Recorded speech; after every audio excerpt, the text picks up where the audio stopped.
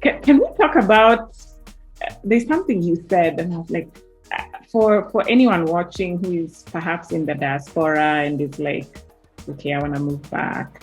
There's a couple of things you said that struck me. One was the fact that by the time you are coming to the tail end of your PhD, you had, enough connections and contact points with the continent.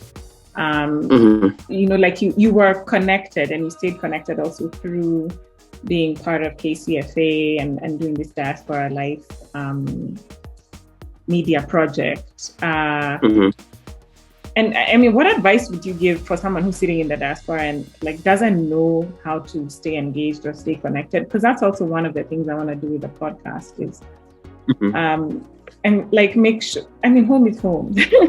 So make sure people are connected and have a good understanding of what's going on the ground. And like, for example, now they know you're running. I don't know if you're doing any fundraising, but that's another potential way they could support you. So what advice would you give people to stay more connected?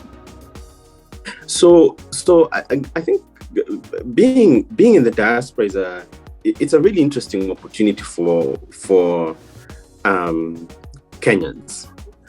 Being the diaspora means that you have the benefit of exposure, you have the benefit of a global audience, and unlike when I was in college or when I was in university, in the early part of this in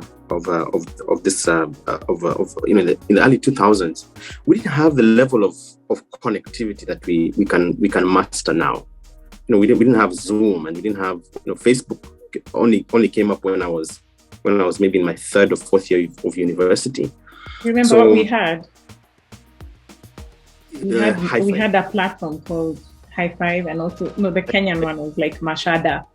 That's where you went to. Those instruments were not these instruments we have now for connectivity.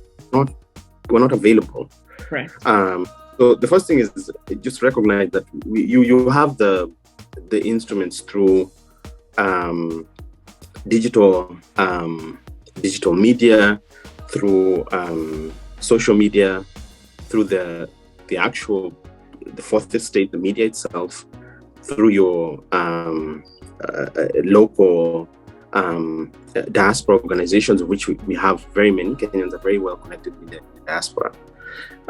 Use those instruments to stay in touch. And one of the things I often tell my colleagues here in the diaspora is look at the opportunities, find those opportunities to engage.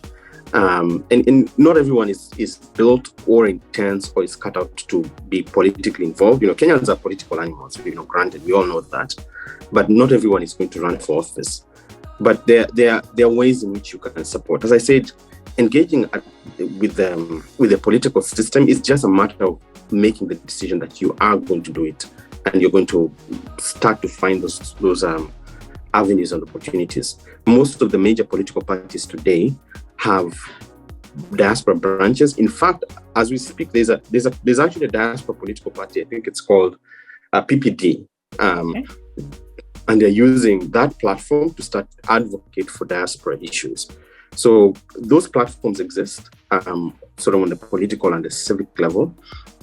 What you also need to do, I think, I'll go back to a book I read which characterized relationships in different ways. So there's, weak, strong bonds, weak bonds, strong, weak bonds, strong bonds. Strong bonds, or strong, weak bonds are relatives, close friends who you've grown up with. Weak, strong bonds are people you don't know that will have an impact in your life, oftentimes like in business or in work. So me and you might speak here today. You told me about your background. I'll be like, oh, okay, she's really interested in tech and innovation.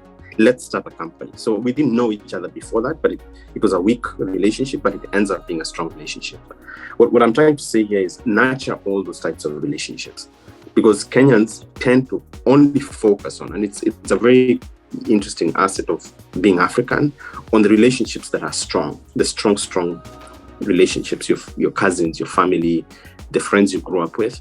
but you have to try and also build relationships outside that and maintain them from Diaspora. What that means, and the reason I'm saying this is that it means you find startups to invest in, find community groups that you can work with on issues that are important to you. If you're a doctor, support NGOs that are involved at the local level in maternal health. If you're a environmentalist, Kenya is awash with environmental groups. Donate and give of your expertise and time towards those organizations. So that way, you're not only fulfilling the direct relationship you have with the continent, but the continent with Kenya, but you're also contributing to its civic and socioeconomic development. I tried to do that. I think I've described through my through graduate school and through my career, I've constantly kept in touch, not just with the people I know, but also with the people I don't know, through organizations and through initiatives and through the media. So find that unique set of skills or competencies that you can project and stay engaged. The last thing I'll say towards that is invest at home. You can only stay engaged if you have a stake. So a lot of organizations, companies are doing real estate investments.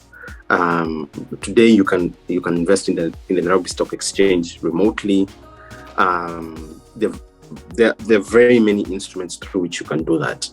And the more you invest, the more vested you become, the more engaged and concerned about the outcomes of that. So one of the things I've done from very early on is that I kept investing at home. And it might not form the bulk of your portfolio, but it helps you to stay engaged. Yeah. Okay. I think we are just about, I want to be respectful of your time. So how can people stay in touch with you, support you? Yeah. Because you have a very busy couple months coming up. Kenyans, I'm a very easy person to find. I am on social media, on Facebook, Nathan Wangusi. I am on Twitter, Nathan Wangusi. I'm on Instagram, Nathan Wangusi. I'm on LinkedIn, Nathan Wangusi. If you want to donate, offer your support, guidance, I'm a very easy person to find. Just reach out. My email is natekish@gmail.com, natekish@gmail.com. Alternatively, you can use organizingforkenya@gmail.com. My phone number is +254. This is on WhatsApp. 702-668-215. So very available if you want to talk, if you want to engage, and particularly if you want to give money to support our campaign, it will be appreciated. Thank you. Well, thank you so much, Nathan. This was excellent. I personally feel very challenged to be more civically and politically engaged. I'm sure the rest of the audience will feel that way as well. I wish you all the very best. I mean, I can see your passion and your curiosity and your intelligence. Like, I am so excited that someone like you is running for MP. The residents of Langata are very, very lucky to have you. And I wish you every success. I'm very excited for you. Thank you. All right, cool. We can end it here. Thank you so much. Okay. Okay, cheers. Bye. Thanks. Bye. Okay.